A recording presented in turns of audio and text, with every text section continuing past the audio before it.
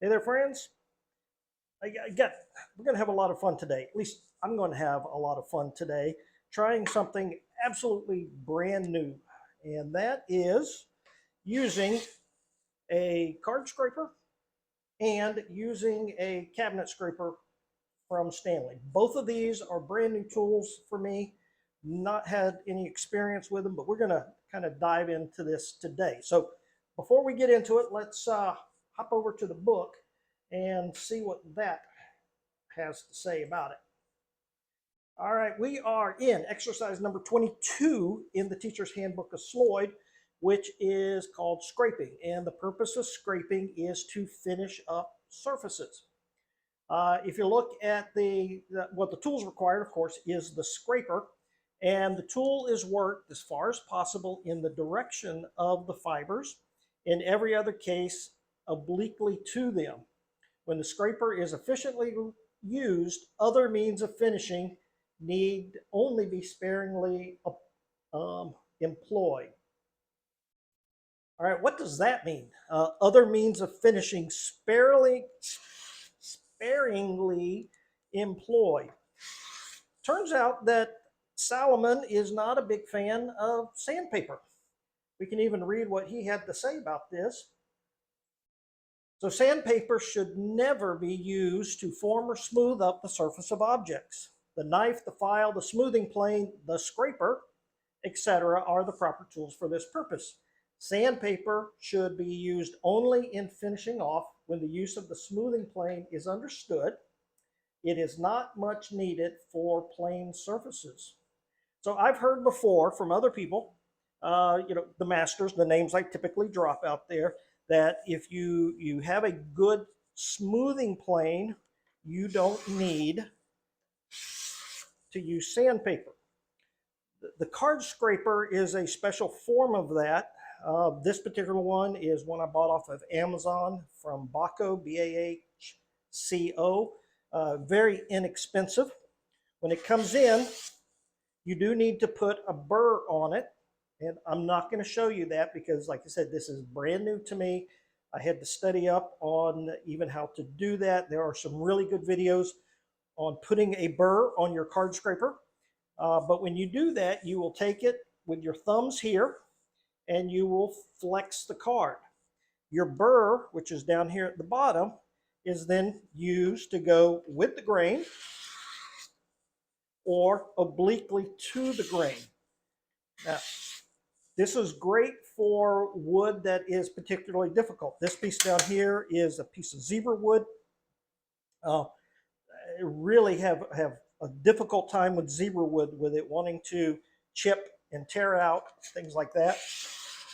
But the scraper, it's called a scraper, but it is actually a plane because that is not sawdust. That is some very fine shavings. Okay, you got to work on the angle, you got to work on the pressure, you got to work on the burr. So there is a learning curve to this. Just scrape it as you go. Should be putting some nice shavings out there. All right, you can, it really doesn't matter on the direction of the grain. You can go forward or backwards. So that's the advantage of the scraper, is that the grain really doesn't matter. Tell you what, how does that look?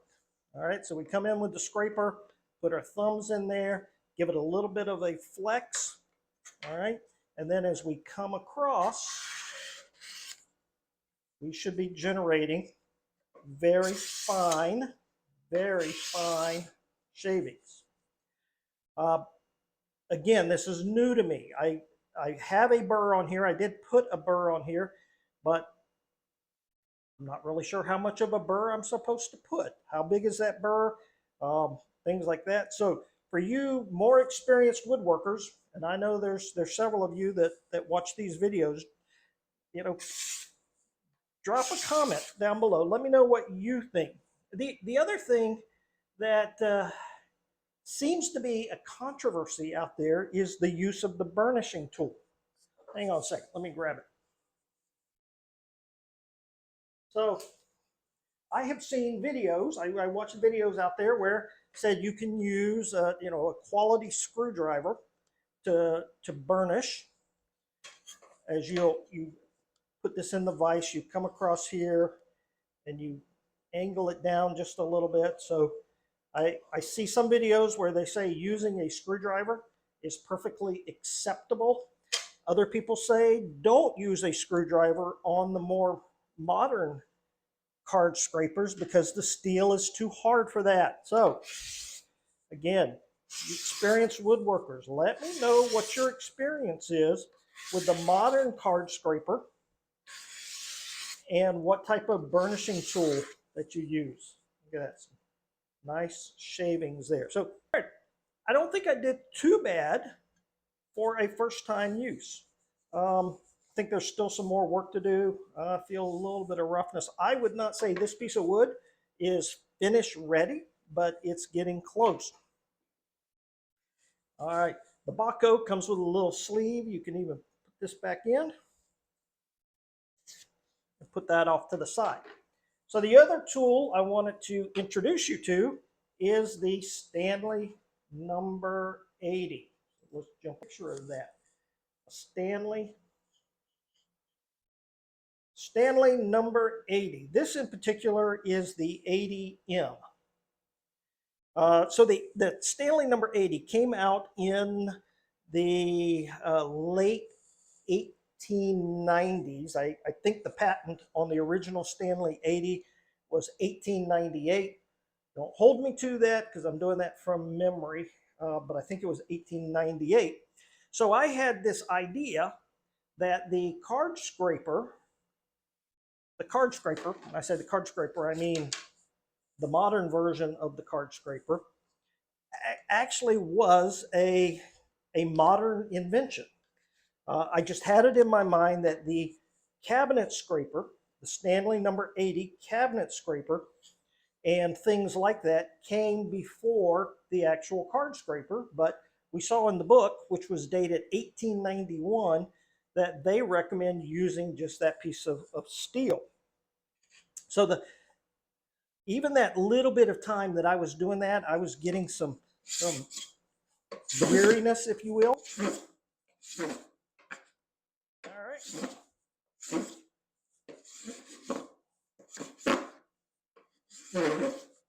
Getting a little bit of chatter there. You can see, again, we've got these nice feathery type shavings that come off of there. So this is a tool that can be used in either direction. We can go that way. If we're getting too much grain resistance, we can turn it around and come this way. Let's see how that goes. This knob here actually is what gives you the deflection in the board. Right? This is a tool that I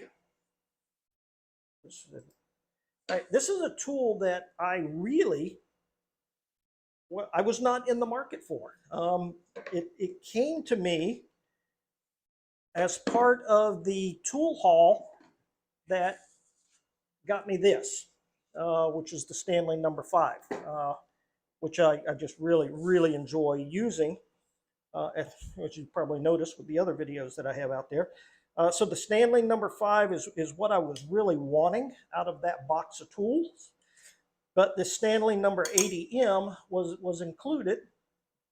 So just today, I sharpened it up, put a 45 degree on here, put a little bit of a burr. I did not spend a lot of time with it in preparation for the video. So you're actually seeing me use the card scraper or the cabinet scraper for the very first time. And that's just, I'm having so much fun with these videos because it's pushing me to try things that I've never tried before. Okay, had to do some research, put the blade in there, let it sit flat on the work, and now you'll see there's actually no engagement whatsoever. So we take this knob right here, and we start to twist it like quarter turns at a time until we start to get, ooh.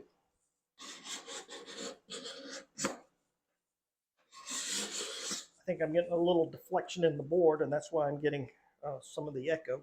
So we just come across here like that and get those very, very nice shavings.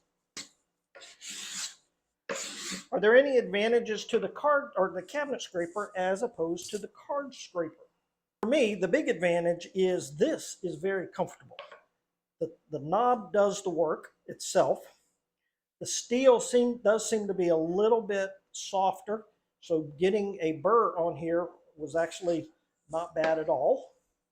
Having the sole on here actually will help burnish the wood.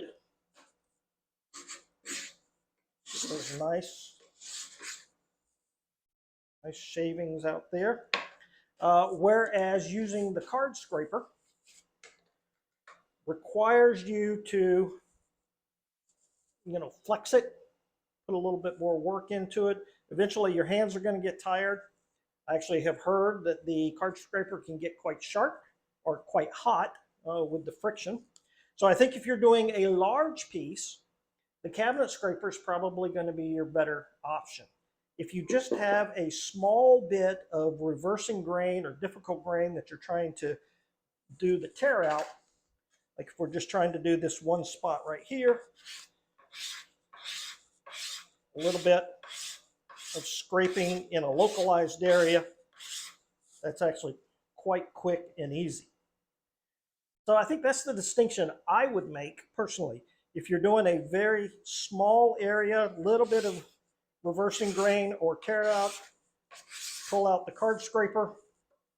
If you've got a bigger area, go with the cabinet scraper.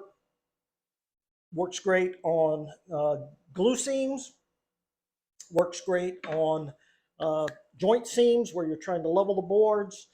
It even works to remove old finish. So just a lot of good things that you can do with the cabinet scraper. I am very happy that this wound up in that box of tools. Had no intention of getting this when I did, but I'm very, very glad that it came in the box in pretty good condition. I have not done anything to restore this except to sharpen the blade and roll that burr. So very pleased with that. I think this is going to be a pretty good addition to my woodworking, especially as I'm trying to finish up these boards. All right, friends, let me know what you think about this. Card scraper versus cabinet scraper. Which one do you use, and what tool do you use to roll that burr? It's going to wrap it up for today.